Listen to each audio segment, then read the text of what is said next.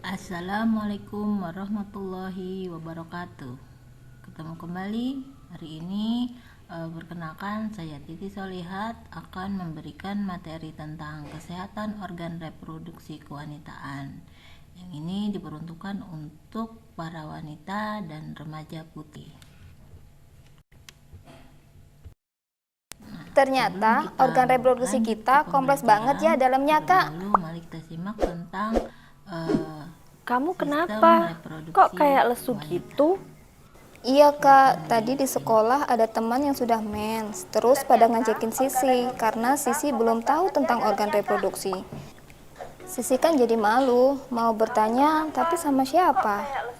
Ya elah Sisi, sini, kebetulan kakak punya video tentang organ reproduksi wanita. Karena Sisi belum tahu tentang organ reproduksi.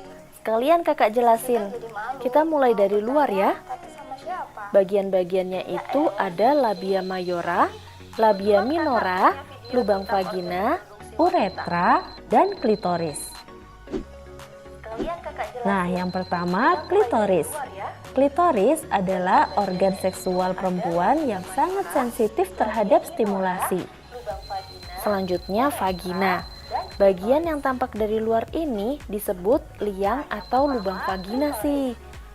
Dan bagian dalam inilah tampak vagina secara keseluruhan.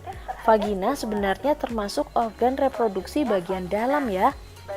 Vagina adalah organ hubungan seksual pada perempuan. Selain itu, vagina berfungsi juga untuk jalan lahir bagi bayi yang sudah siap dilahirkan. Paham ya? Sekarang kita lanjut lihat organ di dalamnya sih. Nah, ini dia organ reproduksi yang selanjutnya ya sih. Ada serviks, rahim, tuba falopi, dan indung telur.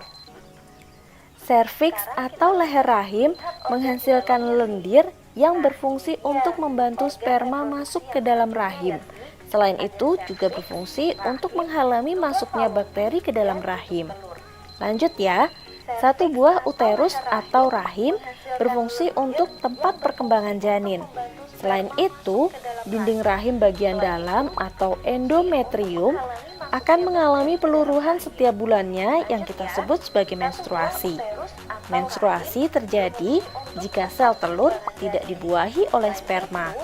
Sedangkan jika sel telur dibuahi oleh sperma, terjadilah kehamilan yang kemudian akan berkembang bertambah besar menjadi bayi di uterus atau rahim. Kalau dua buah tuba falopi ini adalah saluran yang dilewati sel telur dari indung telur menuju rahim pada saat sel telur tidak dibuahi. Selain itu, tuba falopi ini juga berfungsi tempat terjadinya pertemuan antara sel sperma dan sel telur.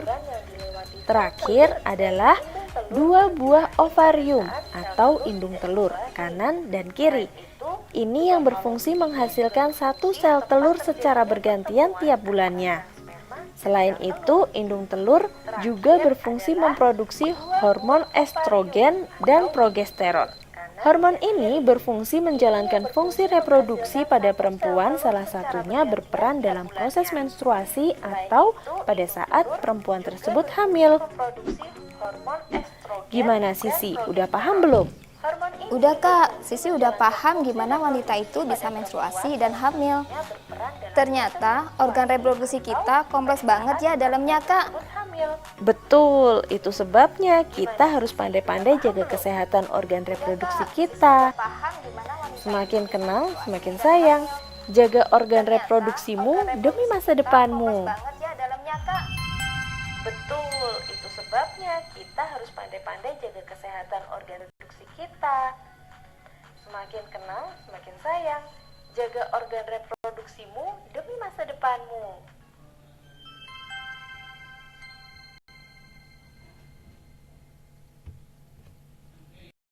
Tadi penjelasan mengenai bagian dari organ reproduksi mulai dari labia mayora, labia minora, klitoris, lubang kencing, lubang vagina sampai ke organ bagian dalam yaitu berupa serviks, rahim, tuba falopi, dan indung telur.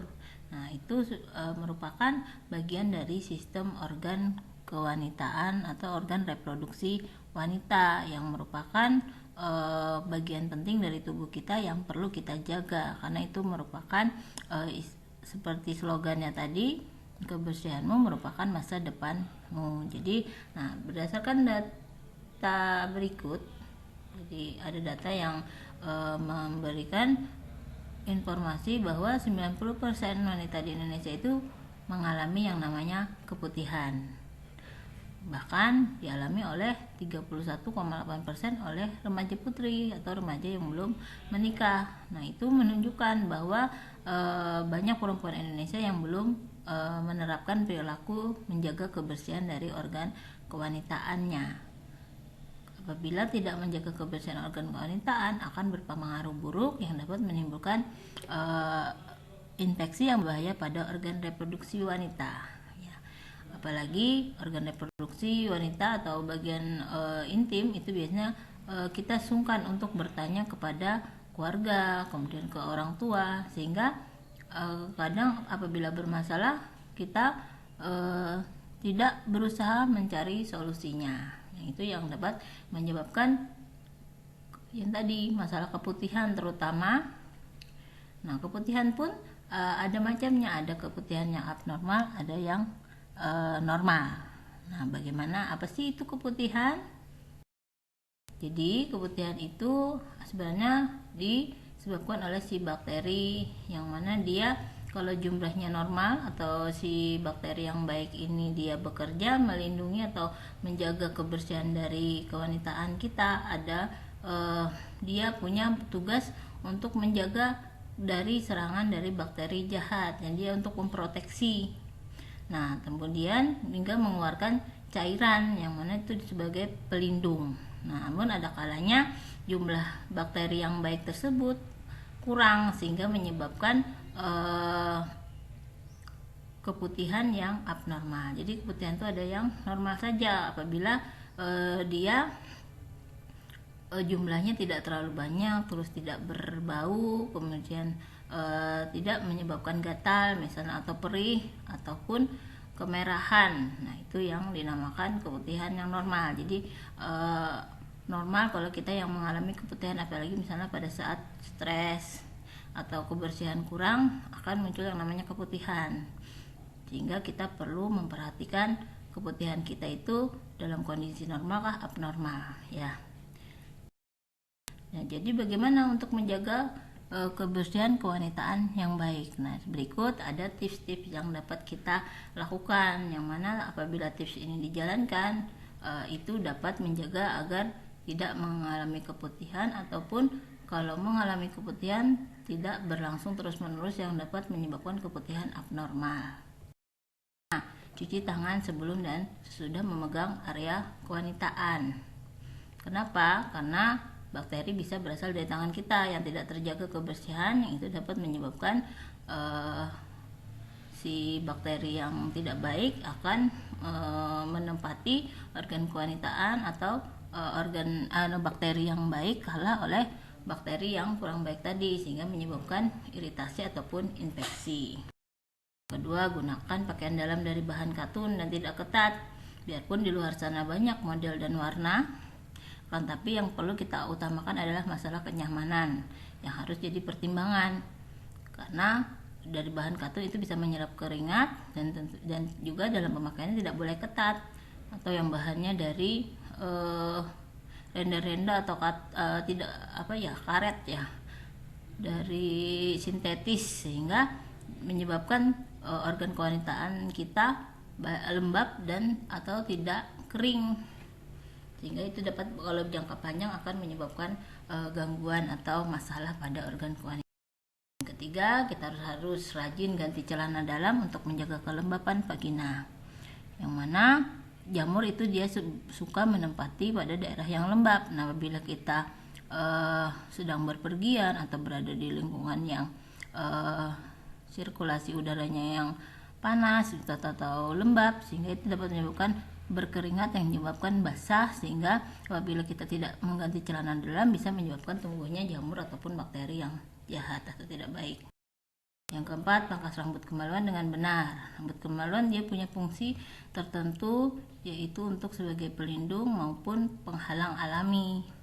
Sehingga dalam pemangkasannya kita harus perhatikan tidak memotong sampai gundul ataupun sampai habis, karena dia ada fungsinya. Kemudian pada saat kita menstruasi, kita juga harus memperhatikan lebih ekstra karena kita dalam kondisi rentan dari bakteri dan jamur karena adanya darah yang luruh. Yaitu dengan cara bagaimana? Dengan rajin mengganti pembalut, terutama pada saat yang deras ataupun masih awal-awal menstruasi. Biasanya kita harus lebih sering 3-4 kali seharinya, atau jangan ditunda nunggu penuh dulu ya. Kemudian juga rajin yang pakai panty liner, usahakan menggunakan panty liner yang tanpa pewangi dan harus rajin ganti minimal 2 kali. Kemudian juga harus rajin membersihkan organ kewanitaan dengan air bersih tentunya. Kemudian juga membersihkannya ada lipatan-lipatan pada vulva, klitoris maupun lipatan dari labia mayora dan minoranya juga harus diperhatikan dengan menyiramnya dengan baik. Kemudian cuci dari arah depan dan ke belakang, jangan terbalik dari belakang ke depan karena itu dapat menyebabkan perpindahan dari mikroorganisme ya. Kemudian jangan lupa sebelum menggunakan celana dalam, keringkan terlebih dahulu sehingga tidak lembab celana. Kemudian juga minum dan konsumsi sayur dan buah. Biasakan mengkonsumsi makanan sehat dan bernutrisi untuk menjaga pertumbuhan bakteri baik pada organ tubuh kita, terutama pada organ kewanitaan. Karena memang apa yang kita makan itu akan mempengaruhi juga pada organ. Kemudian dalam pemilihan produk feminin, baik itu pencuci, panty liner dan sebagainya, itu kita harus perhatikan dengan baik. Tujuan kalau iklan memang memberikan iming-iming untuk kesehatan, padahal yang niatnya awalnya untuk kebersihan malah menjadikan masalah karena ada produk-produk tertentu parfumnya yang dapat menyebabkan si bakteri yang baik malah mati sehingga menyebabkan malah jadi bau atau masalah pada organ. Nah, berikut kita ada video mengenai untuk mengetahui kesehatan dari kewanitaan kita berdasarkan aroma dari vagina.